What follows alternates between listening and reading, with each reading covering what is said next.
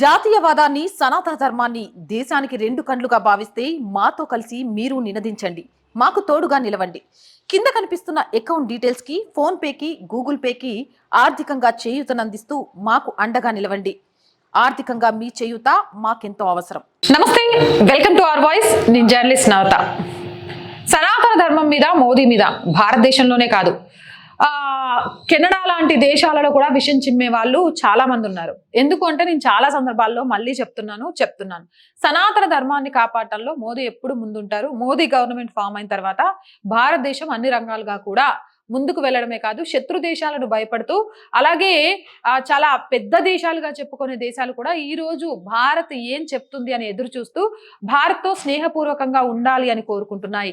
అదే మోదీ లాంటి ఒక నాయకుడు లేకుంటే భారతదేశాన్ని ఎవరైనా సరే వాళ్ళు ఇష్టం వచ్చినట్టుగా ముక్కలు చేసుకోవచ్చు. అలా కాకుండా ఈ రోజు అత్యంత సంపన్న దేశాలు కూడా భారత్ ఏ నిర్ణయం తీసుకుంటుంది అని ఎదురు చూస్తున్నాయి అంటే మోదీయే కారణం అనే విషయం మనందరికీ తెలిసిందే. సో యాజ్ యూజువల్ గా భారత్ ఎదగకూడదు అనుకున్న ప్రతి దేశానికి, ఆ దేశంలో ఉండే కొంత ఉన్మాదులకు కూడా మోదీ మీద వ్యతిరేకత ఉండడం గ్యారంటీ. మీకు పక్కన స్క్రీన్ మీద చాలా క్లియర్ గా కనిపిస్తుంది. కెనడాలో మోదీకి సంబంధించి వ్యతిరేకంగా నినాదాలు షటర్స్ మీద ఎలా రాశారు అనేది. ఇది పక్కన పెట్టేస్తే కెనడాలో హిందూ ఆలయాల మీద దాడులు అనేవి కొనసాగుతూనే ఉన్నాయి. ఎడ్మింటన్ లోని బిఏపిఎస్ స్వామినారాయణ ఆలయంపై కూడా దుండగులు గ్రాఫిక్ పెయింట్ వేశారు. ప్రధాని మోదీ భారత సంతతికి చెందిన ఎంపీ చంద్ర ఆర్య కెనడా వ్యతిరేకులు అంటూ ఆలయ గేట్లపై రాశారు. దీనిపై కెనడాలోని విశ్వ హిందూ పరిషత్ మండిపడింది. తీవ్రవాద భావజాలంతో కొందరు హెచ్చుమీరుతున్నారని ఆగ్రహం వ్యక్తం చేశారు. నిజంగా కూడా తీవ్రవాద భావజాలం ఉన్న వాళ్ళకు మాత్రమే ఒక ధర్మాన్ని, లేకపోతే ఒకరి నమ్మకాన్ని ధ్వంసం చేయాలి అనే ఆలోచన చేస్తూ ఉంటారు. కాబట్టి ఖచ్చితంగా వీళ్ళను తీవ్రవాద భావజాలంతో ఉన్నారు అని చెప్పడంలో కూడా ఎలాంటి అతిశయోక్తి లేదు అనుకోవచ్చు. ఇక నిందితులపై కఠిన చర్యలు తీసుకోవాలని కెనడా ప్రభుత్వాన్ని డిమాండ్ చేశారు. మన దేశంలో శాంతిని ప్రేమించే హిందూ సమాజంపై ద్వేషాన్ని చిమ్ముతున్న తీవ్రవాద భావజాలానికి వ్యతిరేకంగా నిర్ణయాత్మకంగా వ్యవహరించాలని దేశంలోని అన్ని స్థాయిల ప్రభుత్వాలను కోరుతున్నామని ఎక్స్ వేదికగా కోరింది. ఇక స్వామినారాయణ ఆలయం విధ్వంసాన్ని ఎంపీ చంద్రమౌర్య ఖండించారు.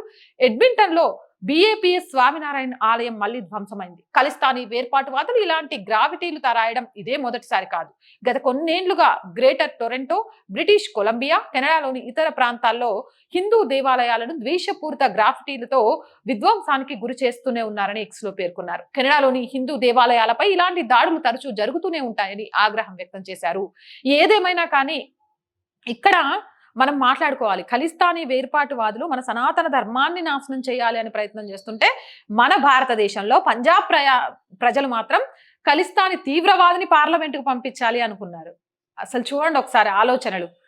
మన ధర్మం మీద దాడి చేస్తుంటే ఈ దేశంలో ఆ ధర్మాన్ని కాపాడాల్సిన వాళ్ళు ఖలిస్తానీ తీవ్రవాదిగా జైల్లో ఉన్నోడిని గెలిపించి ఎంపీగా లోక్సభకు పంపించాలి అనుకున్నారు అనంటే మనం ఏమనుకోవాలి అనేది ఒకసారి ఆలోచన చేయాలి. ఇది మొదటిసారి ఏం కాదు.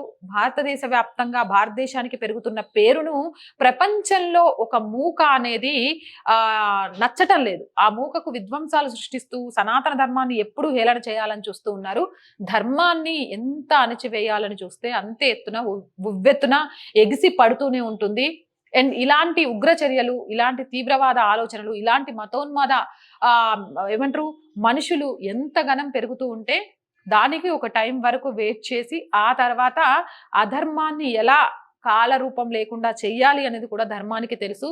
ధర్మో రక్షిత అని చెప్తూ ఉంటారు. ధర్మాన్ని మనం రక్షించుకుంటే ఆ ధర్మం మనల్ని రక్షిస్తుంది. ఈరోజు హిందువులు వేకప్ అవ్వాలి, ధర్మాన్ని రక్షించడంలో భాగస్వామ్యులు కావాలి. లేదు మాకేంటి, మా ఇంట్లో సంతోషంగా ఉన్నాం కదా అనంటే ఆ ధర్మాన్ని రక్షించుకోకపోతే ఏదో ఒక రోజు అది మీ ఇంటి వరకు కూడా వచ్చి ఆ తర్వాత ఏం చెయ్యలేని స్థితిలోకి వెళ్ళిపోతారు. ధర్మాన్ని రక్షించుకునే పూర్తి బాధ్యత సనాతన దేశంలో పుట్టిన ప్రతి పౌరుడి మీద కూడా ఉంది. సో అందరూ కలిసి ధర్మాన్ని రక్షించే ప్రయత్నం చేయండి. ఆ ధర్మం ఖచ్చితంగా మనందరినీ రక్షిస్తుందని చెప్పడంలో ఎలాంటి అతిశయోక్తి కూడా లేదు అనే విషయాన్ని గుర్తుపెట్టుకోండి. ఈ వీడియోపై మీ అభిప్రాయాన్ని కామెంట్ సెక్షన్ లో తెలియజేయండి. మోర్ వీడియోస్ కోసం మన ఛానల్ ని సబ్స్క్రైబ్ చేయండి. నచ్చితే లైక్ చేయండి, షేర్ చేయండి, సపోర్ట్ చేయండి. జై. మీ ఆదరణి మాకు ఆనందం, మా వెంట మీరున్నారని అతి పెద్ద ధైర్యం. దయచేసి సబ్స్క్రైబ్ చేయండి, లైక్ చేయండి, షేర్ చేయండి, కామెంట్స్ ద్వారా మీ అభిప్రాయాన్ని పంచుకోండి.